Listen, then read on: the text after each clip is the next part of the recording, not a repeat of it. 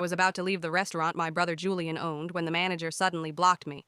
"Excuse me, ma'am. You haven't paid your bill." At first I thought she was new and didn't recognize me, so I calmly said, "Just put it on Julian's tab." Her lips curled into a mocking smile.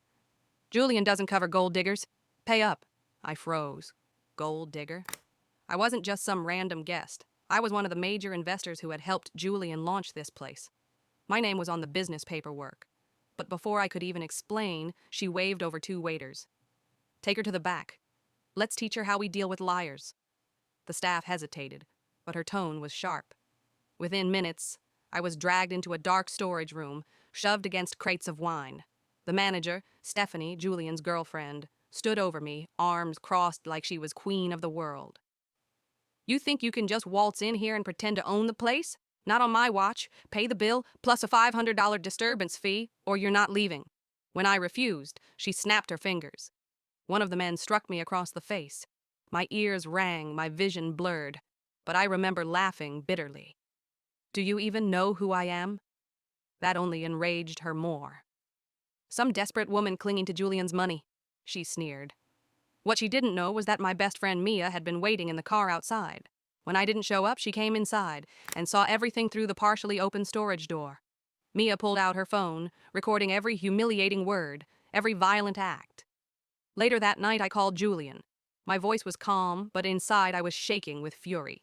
"Do you know what your girlfriend just did to me? She had me beaten in your restaurant. She called me a liar, and she told your staff I was nothing but a gold digger." At first, Julian stammered, tried to defend her. But when Mia sent him the video, his excuses collapsed. The next day, I walked into the restaurant not as a victim, but as an owner. I demanded every staff member gather in the dining area. In front of them all, I fired Stephanie on the spot. She screamed, cursed, tried to cling to Julian, but the police officers I had called beforehand were already waiting. Fraud, assault, extortion, it all stuck. But I didn't stop there. I turned to Julian, my own brother, whose blind love for Stephanie had poisoned the place. "You let this happen. You ignored every warning sign. If you want me to keep backing this restaurant, you're going to make things right. Today." He swallowed hard. And for once, Julian listened.